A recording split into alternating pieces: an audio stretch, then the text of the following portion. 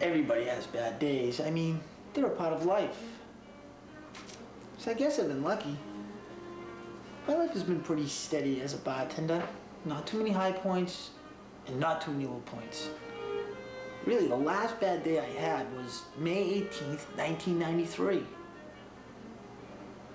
I just graduated from college, and for a lack of a better cliche, I would make a decision that would alter the rest of my life.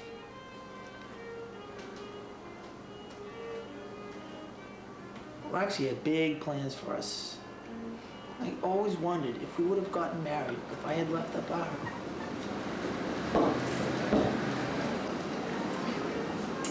We took you in, gave you a job. We ignored the fact that you were a terrible slob. For 3 years, you poured beers and made margaritas, always with a smile and nice to meet you.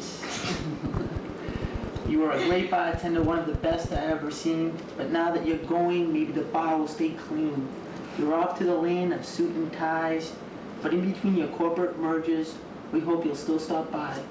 So here's a little something to send you on your way, a bottle of bubbly to toast your graduation day.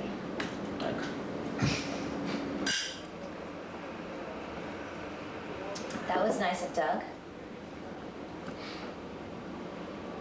What's wrong? I don't know if I want to leave. Leave where? The bar. Are you out of your mind? Don't even pull this now. I like bartending. We are going to Europe tomorrow, courtesy of my mother. And when we get back, we start our job search, remember? The reason I'm not going to Florida is because of you. You're bringing up Florida again.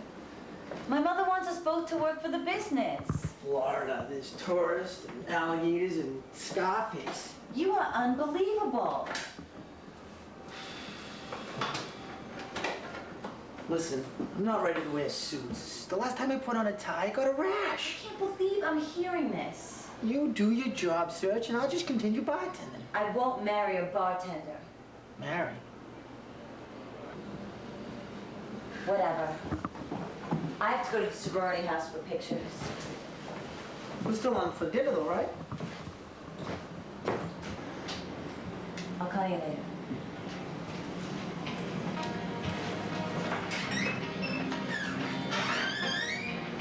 Well, I never went to Europe, and she never called me back later. Roxy left that night to go to Florida to work for her mom's cosmetic company. She didn't return any of my phone calls. A clever way of breaking off the relationship. Well, I never did leave the bar, and within a few weeks, I started dating someone else. And my life went back to the same old routine. But now, instead of Roxy telling me that I should do more with my life, I had a Jessica Fletcher. And like the cosmetic queen, Jessica and I had nothing in common. But out of, I don't know, convenience, we stayed together for nearly 3 years. Which brings me to bad day number 2. Well, actually, it started the night before. I was supposed to meet Jessica after work, and I was never. Guy goes down the combat zone to do it, right? Searching around, finally finds a hooker. Takes him and does his thing, you know? Next morning, wakes up, he's got craps. So he goes out all day long looking for her, finally finds her, right? Says to her, hey, you know, last night you gave me craps. Hooker looks at him and says, well, what do you want for $5? Lobster? So what are you doing tonight? You coming out or what? I can't. I promised Jess I'd come over. Come on, I got a case of beer. Right to. Sky's gonna be there. Sky? You know, she wants to sit on your dick and spend like a period. Man, Sky would never go out with someone like me.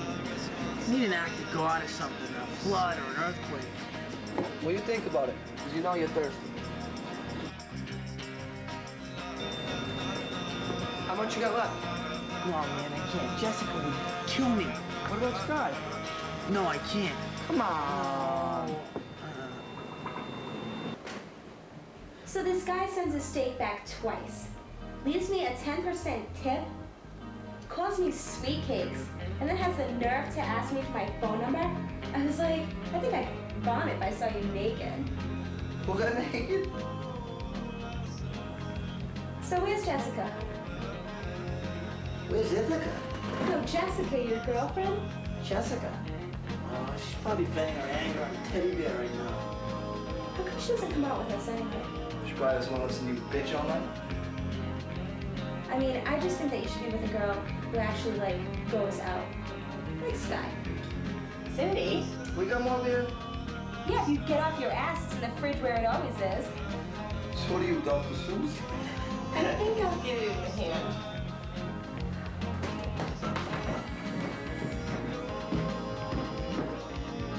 You and Jessica make a piss poor couple.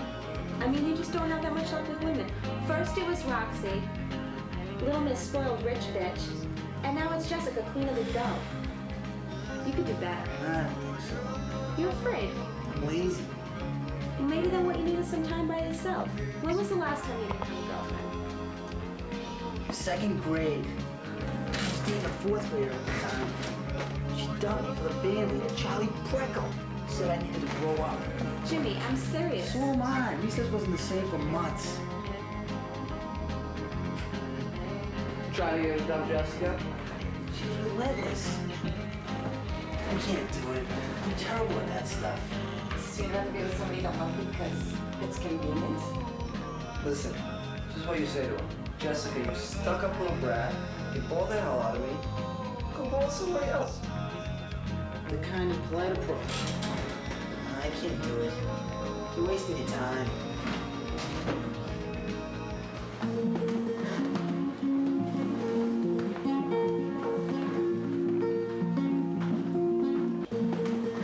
Oh, shit. Who's that? Banderos. Doesn't look Spanish. He's not Spanish. He's an Irish as a fucking shamrock. So this is what he likes to be called.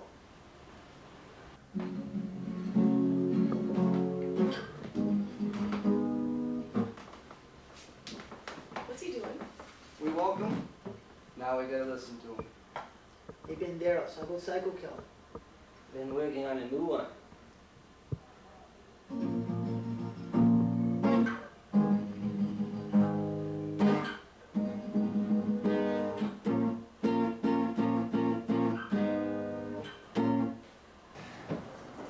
Banderos isn't really relevant to the story, but he is a cool guy, and I do like saying his name. Banderos. Jessica didn't like Banderos or any of my friends. She thought we were all bums. You are a bum.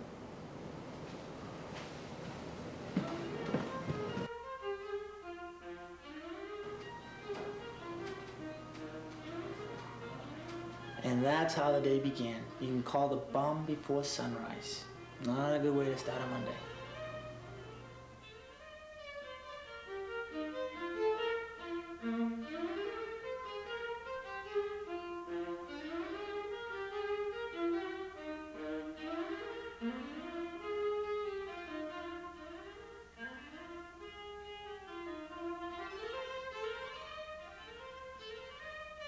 I hate Mondays. I think I got food in the window.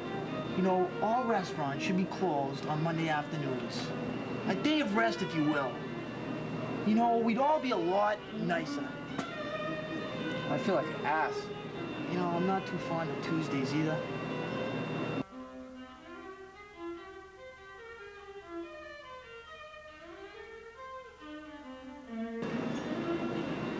Hey, Jimmy, get a fax.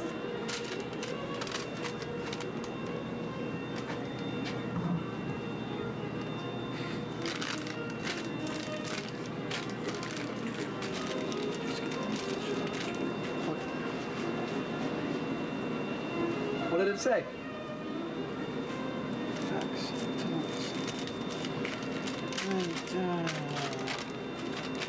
Jimmy, you're an immature, ungrateful bastard, and I never want to see your stupid face again. Sincerely, Jessica M. Fletcher. She used her middle initial? Original. She used middle initial.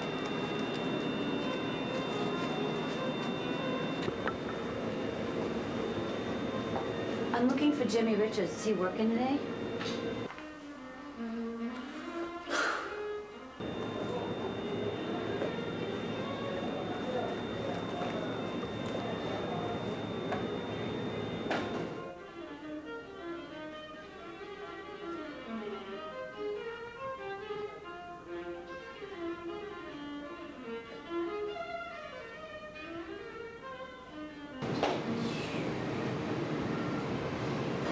This must be my lucky day. You look really great. You been working out? So, what's good here? You got any micro brews? Jimmy, you can't possibly still hate me. Why should I? What was you said? I'll call you later. Jimmy, I really need to talk to you. It's important. I have nothing to say to you. Drink your beer. Get out. Jimmy, I was a total bitch to you. I know that. But please, I really need to talk to you. Could we go sit somewhere? I'll give you 2 minutes. Let's go.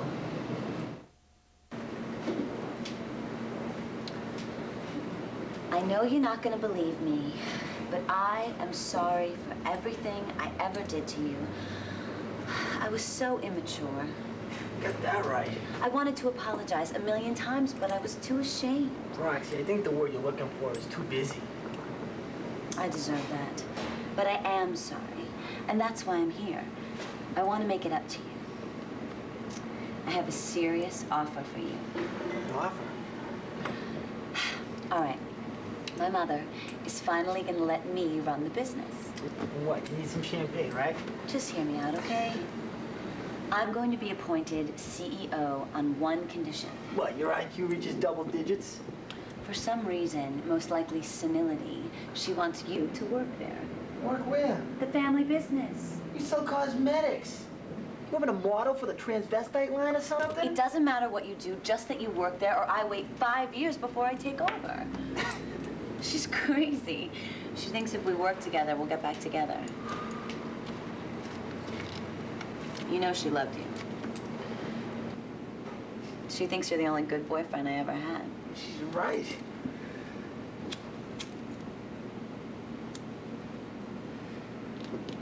So? So what? So when can you leave? I'm not going anywhere. Jimmy, this would be a great opportunity for you. It's what I wanted for us 3 years ago. What did I say? That I wanted to do things on my own. Jimmy, you have to help me. Why would I want to help you? Old time's sake? Old times sucked. Okay. Let's talk money. 30 a year. 40. Ah. 60. Roxy, there's no way I'm gonna help you. 100 a year, and we'll pay all your moving expenses. You're not serious. I've waited a long time for this, Jimmy, you know? I've worked hard. I have earned this. There's no fucking way I would joke about this. I don't know. I need time to think. How long? Just a couple days, a week. My plane leaves tomorrow. I'm at the wharf. You call me. Jessica sends the fax and then she walks in. Like Boogie says, one in, one out. That's the way it goes. I mean, I hadn't seen her in 3 years. The last time I saw her, we were having sex and going to the movies. I was freaked out. I mean, I had to leave. Luckily, Doug let me. And after he told me it was a great opportunity and I'd be crazy to stay.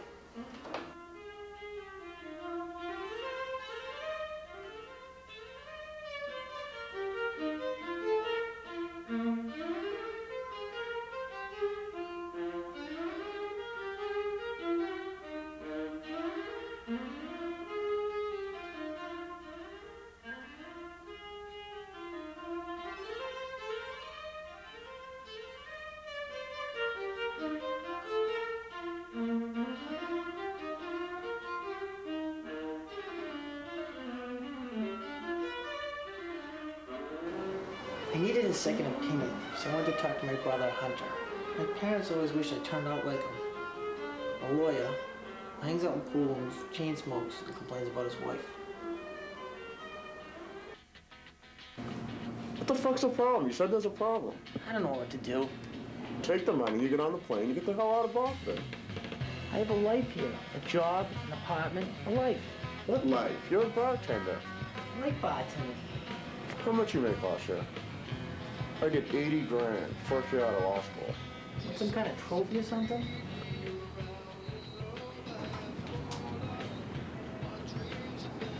But maybe I do need a change. Jesus Christ, I swear you're the only one in the family who walks around with their head up their ass. You never know what you want.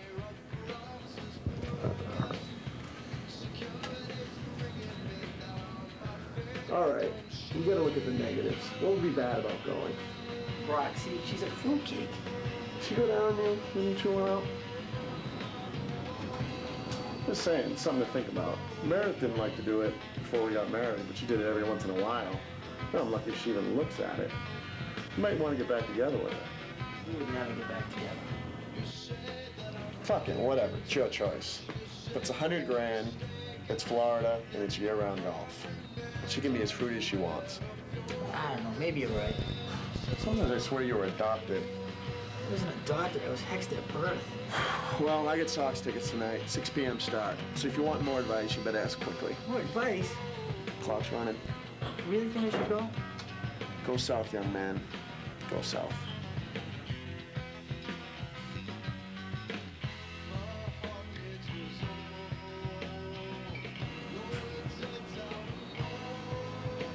Sal and I talked all night. Sounds like you've had an interesting day. I mean, I don't have time to catch my breath after that fax. Roxy Thompson. 3 years, Sal. 3 years of rehearsing what I would say to her if she ever walked into the bar. I had this big speech planned, 100 eloquent ways to tell her to fuck off. Yeah, and then she offered you a job. And then she offered me a job. You're still crazy about her, aren't you? Who, Roxy? As I recall, you can't shut up about her. No, I'm over her. I have no feelings whatsoever. You sure? I hate to see this. I wake up, it's Monday, I'm hungover. Why couldn't she come in on a Thursday? You know I'm not shopper on Thursdays. You know, that's the way life is. It has a funny way of sneaking up on you and then biting you in the ass when you least expect it. What'd your parents say? I'm coming to visit. What about Jessica? I'm an ungrateful bastard. That bothers you? No, there was never anything there. It's just a matter of time before one of us did.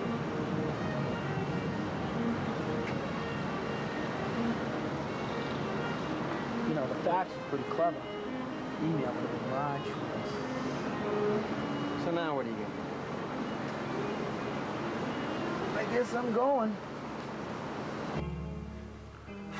She wins again.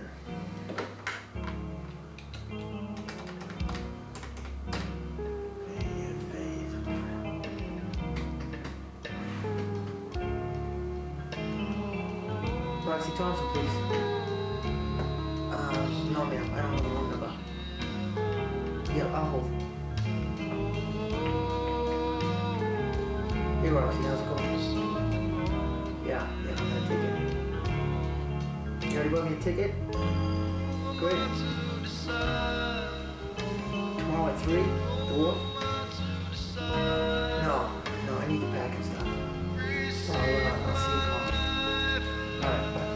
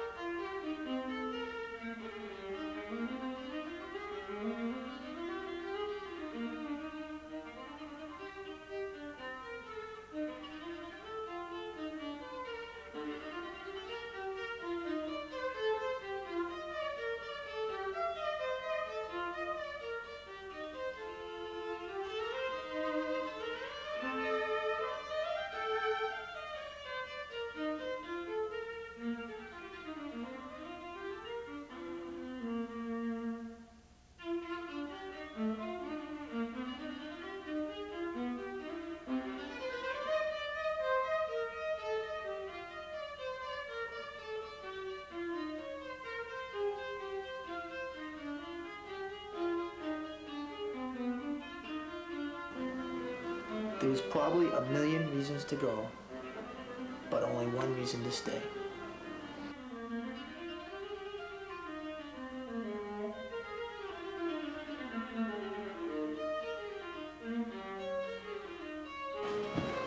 You know, I got this philosophy, and Mark Twain wrote it first, and then Buffett sang it later in a song. It goes something like this. Be good and you'll be lonesome. Be lonesome and you'll be free. Live a lie, you will regret it. That's what living is to me.